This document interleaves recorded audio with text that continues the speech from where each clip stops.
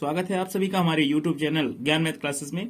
देखिए इंपॉर्टेंट जो प्रश्न बैंक चल रहा था एमपी बोर्ड की तरफ से, जो प्रश्न बैंक भेजा गया था उसका मैं सोल्यूशन लेकर के आया था। तो आज हम 5th चैप्टर की बात करेंगे, समांतर श्रेणी की। तो देखिए समांतर श्रेणी में पहला क्वेश्चन है सही विकल्प चुनिए, और सही विकल्प का जो पहला क्वेश्चन है वो है एपी 3/2, 1/2, -1/2, -3/2 है ना, डेड डेड डैश के प्रथम पद एवं सर्वांतर बताना है।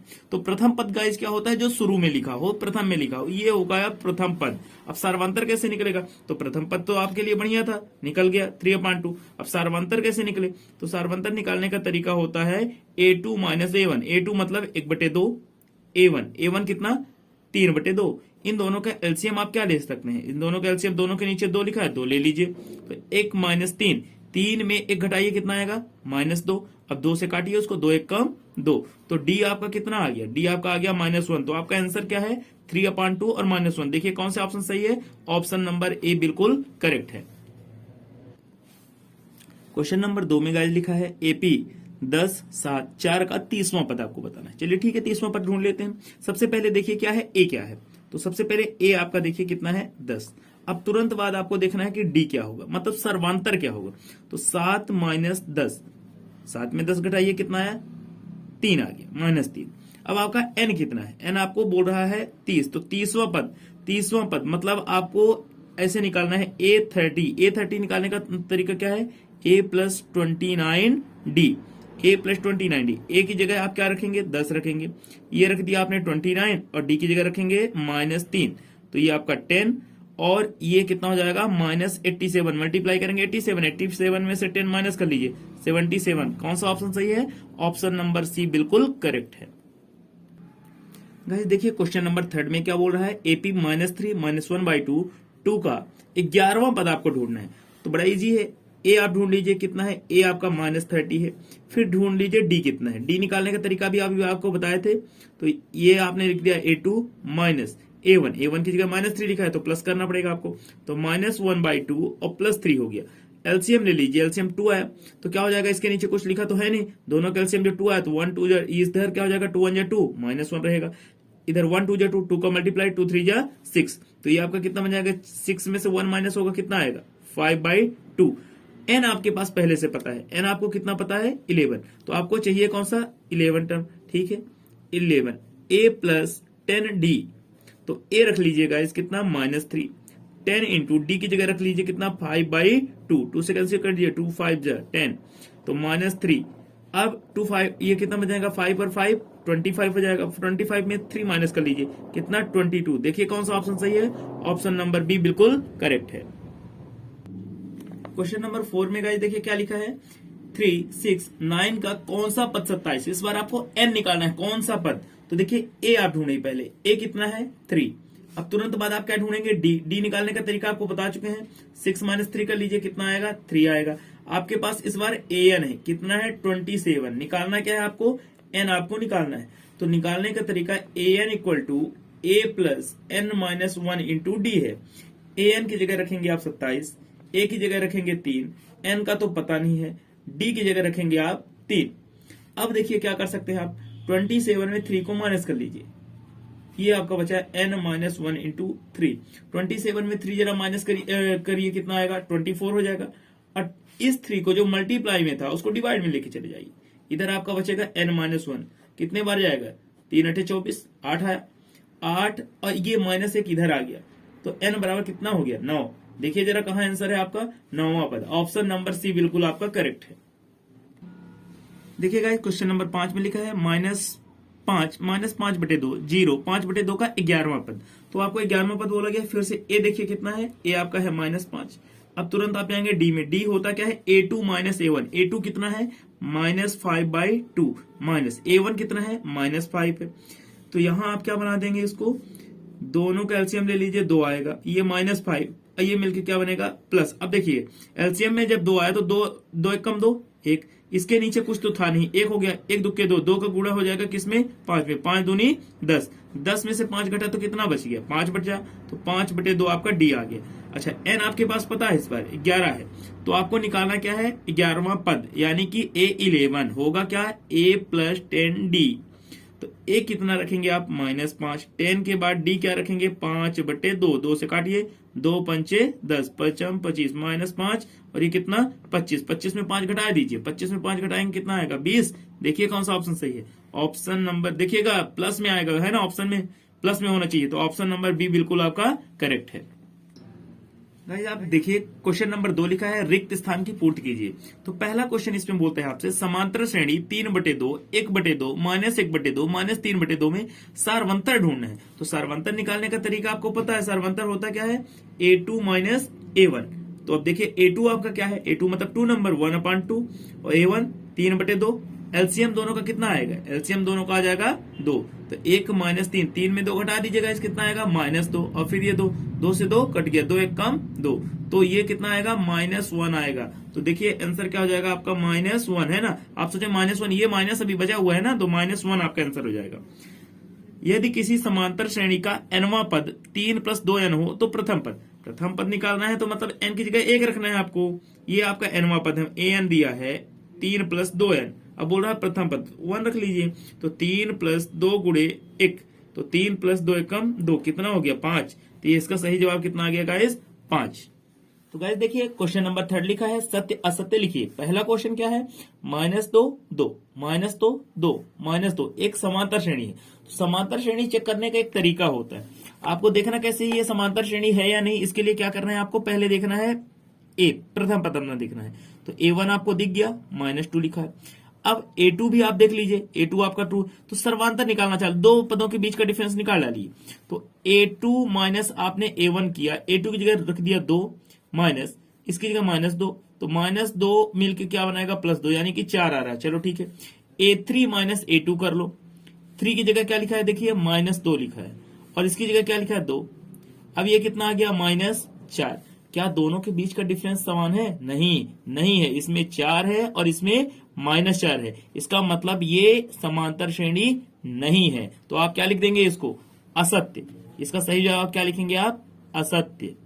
अब देखिए दूसरे नंबर क्वेश्चन में, यदि A B C AP में है तब B बराबर A + C/2 होता है। बिल्कुल सही जवाब, ये इसकी जगह पर आप क्या लिख देंगे, सत्य। अगर AP में है तो बीच वाला टर्म मतलब दूसरा टर्म तीसरे और पहले के सम के अपान 2 के इक्वल होता है ना। A + B B बराबर हो जाएगा A + C/2। फिर देखिए आपका अगला जो क्वेश्चन है, समांतर श्रेणी 8 6 4 का छठवां पद -2। चलिए ठीक है, ए आप ढूंढिए कितना है, ए है 8। डी निकाल लीजिए, डी निकालने का तरीका है 6 - 8, कितना हो जाएगा, 6 में 8 घटाइए -2 आएगा। अब आपको चाहिए क्या, छठवां पद, मतलब एन आपको पहले से दिया है 6, छठवां पद ए 6 होगा क्या, A + 5D। तो ए कितना है 8, 5 × डी कितना है -2। ये आपने 8 किया और ये 5 दूनी 10, 10 में से 8 घटाइए कितना आया -2 आ रहा है। बिल्कुल करेक्ट जवाब, तो ये भी आपका सही है। तो इसके सामने भी क्या लिख देंगे गाइस, सत्य। क्वेश्चन नंबर 4, एक शब्द या वाक्य में उत्तर देना है। AP 2 7 12 के 10वें पद का मान क्या होगा। फिर से वही क्वेश्चन है आपके पास, बिल्कुल घिसा पीटा क्वेश्चन है। फिर से ए देखिए कितना है 2, डी निकाल लीजिए 7 - 2 कितना आ गया 5, एन आपको पता है कितना 10, एन निकालना है। तो एन के लिए मतलब 10वां पद आपको निकालना है, तो ए प्लस कितना 9D हो जाएगा। ए कितना है 2, 9 × डी कितना है 5, तो कितना हो जाएगा ये आपको 2 9 × 5 45, 45 2 मिलकर कितना बन जाएगा 47। तो इसका सही जवाब क्या हो जाएगा, एक सप्ताह में उत्तर कितना हो जाएगा 47 हो जाएगा। दूसरा क्वेश्चन देखिए, AP 21 15 18 का कौन सा पद -81 है। अब समझिएगा, ए आपके पास है कितना 21, डी निकालिए 18 - 21, तो 18 3 21 -3 हो गया। आपके पास an है कितना है -81, n निकालना है, कौन सा पद n निकालना है। तो फार्मूला क्या होता है, an = A + n - 1 × d। an कितना -81, a कितना 21, n - 1, d कितना -3। तो पहला काम क्या है आपका, 21 को इधर ले जाइए। तो गाइस इसको क्या बना सकते हैं हम, ये लिखा है 86, 21 को इधर ले गए, बटे में कर दिया -3, यहां बचा कितना -1 -n - 1। 81 में जोड़िए जरा, दोनों को जोड़ दीजिए, दोनों माइनस में हो गए तो एक एक मिलके 2 हो गया, 8 तो 10 हो जाएगा। तो कितना हो जाएगा ये, और 3 से काट दीजिए, माइनस से कट गया, ये बचा है आपका n-1। तो ये कितने जाएगा, 3 तिकाई 9, ठीक, एक बचा, 3 चौक 12, 34 और एक ये मिलके 35 आएगा। n बराबर कितना आपका आंसर हो जाएगा, 35। क्वेश्चन नंबर 30 इसी का बोलता है एपी 4, 6, 8 फिर अप टू 40 में पदों की संख्या बतानी। ए आपके पास कितना है, 4। डी निकालिए, 6 - 4 कितना हुआ, 2। और ए एन आपके पास कितना है, 40। निकालना क्या है, एन। निकालने का तरीका क्या होगा, देखिए, A n equal to A plus n-1 into D. A n कितना, 40, ए कितना, 4, n-1, डी कितना, 2। 40 को जरा भेजिए इधर, 40 - 4, और 2 को आप बटे में लाएंगे, है ना, मल्टीप्लाई में है तो डिवाइड में हो जाएगा, n-1। 40 में 4 घटाइए, कितना होता है, 36, बटे कितना, 2, 18। तो ये बन जाएगा n-1, n को इधर भेज दीजिए। तो ये आपका कितना बन जाएगा, n बराबर 18 प्लस 1 कितना हो जाएगा, n बराबर 19। तो आपका सही जवाब कितना हो जाएगा, 19। तो गाइस अब हम पहुंच चुके हैं चैप्टर 6 में, जिसका नाम क्या है, त्रिभुज। इससे भी बहुत सारे क्वेश्चन आपके पेपर में आएंगे, 2 नंबर के एमसीक्यू आएगा। तो देखिए पहला क्वेश्चन क्या है, सही विकल्प चुनिए। देखिए क्या लिखा है कथन, यदि किसी त्रिभुज की एक भुजा के समांतर अन्य 2 भुजाओं को भिन्न भिन्न बिंदुओं पर पर प्रतिच्छेद करने के लिए एक रेखा खींची जाए तो ये अन्य 2 भुजाएं एक ही अनुपात में विभाजित हो जाती हैं। इस कथन को किसका कथन माना जाता है, तो ये कथन किसका होता है, आधारभूत अनुपातिक प्रमेय, या इसी का नाम होता है थेल्स प्रमेय। फिर देखिए आपका अगला क्वेश्चन क्या है, त्रिभुज एबीसी में AB 6√3 सेंटीमीटर है, AC 12 सेंटीमीटर है, BC 6 सेंटीमीटर। तब कोण B का मान क्या होगा। देखिए किन्हीं भी 2 बड़ी भुजाओं को उठाइए, बड़ी भुजा का मान अगर छोटी 2 भुजाओं के वर्गों के योग के बराबर हो गया, बड़ी भुजा का वर्ग अन्य 2 छोटी भुजाओं के वर्गों के योग के बराबर हो गया, तो कोण समकोण हो जाएगा। तो बड़ी भुजा कितनी दिख रही है, 12 सेंटीमीटर। चलिए 12 का वर्ग करिए, 2 छोटी भुजाएं कौन, 6√3 का वर्ग, और ये फिर लास्ट में 6 का वर्ग। तो 12 का वर्ग 144, 6 का करिए 6 × 36 गुणे 3, और ये 6 × 36, तो ये आपका 144 है। चलिए ठीक है, ये 36 का कितना हो जाएगा, 3 × 18, 3 तिकाई 9, 1 10, 108, 36 दोनों मिलकर 144 आ रहे हैं। 144 इक्वल टू 144, यानी कि पहली भुजा के सामने का कोण समकोण होगा। तो देखिए समकोण मतलब 90 डिग्री, तो कोण बी इक्वल टू कितना हो जाएगा, 90 डिग्री। क्वेश्चन नंबर 3 देखिए क्या लिखा है, किसी त्रिभुज एबीसी में डीई AB तथा डीई समांतर AB। चलिए बना लीजिए डीई समांतर AB, एक त्रिभुज बनाइए इस तरह से। इसमें नीचे वाली साइड का नाम आपको AB रखना है, और ये वाले साइड का नाम आपने क्या रखना है, DE रखना है। फिर क्या बोलता है, यहां क्या रखेंगे आप, C रख देंगे। CD 3 का है, CD कहां है, ये 3 सेंटीमीटर है। EC 4 का है, EC किधर है, 4 सेंटीमीटर। BE किधर है, BE 6 सेंटीमीटर, ये 6 सेंटीमीटर। DA निकालना है, ये आपको निकालना है। तो अगर ये लाइन इसके समांतर है तो थेल्स ने कहा था कि इनका रेशियो सेम होना चाहिए। तो चलिए कर लीजिए रेशियो सेम, 3 बटे ये पता नहीं तो हम इसको x माने लेते हैं, 4 बटे कितना, 6, 2 से काट लीजिए, 2 दूनी 4, 2 तिहाई 6। तो इधर क्या बन जाएगा आपका, 2 का x के साथ मल्टीप्लाई 2x, और 3 का 3 के साथ मल्टीप्लाई 3 तिकाई 9, x बराबर कितना, 9/2, यानी कि 4.5। कौन सा ऑप्शन सही है, ऑप्शन नंबर C बिल्कुल करेक्ट। क्वेश्चन नंबर अगला बोलता है, यदि एक त्रिभुज में किसी भुजा का वर्ग अन्य 2 भुजाओं के वर्गों के योग के बराबर हो तो पहली भुजा का सम्मुख कोण क्या होता है, समकोण होता है। अभी भी बात करके आए समकोण होता है, मतलब ये इसका सही जवाब क्या होगा, 90 डिग्री हो जाएगा। अगला क्वेश्चन गाइस देख लीजिए, अगला क्वेश्चन क्या बोलता है आपसे, किसी त्रिभुज एबीसी में डीई समांतर बीसी है। क्या बोल रहा है, डीई समांतर बीसी है। चलिए बनाइए एक ट्रेंगल, आप ऐसे राइट ट्रेंगल, एक ट्रेंगल बना लीजिए, ये बन गया आपका ट्रेंगल, और फिर आप ये लाइन बनाएंगे डीई। फिर क्या करना है, बीसी के समांतर ये बीसी कर लीजिए, यहां ए कर लीजिए, ये आपका हो गया डीई।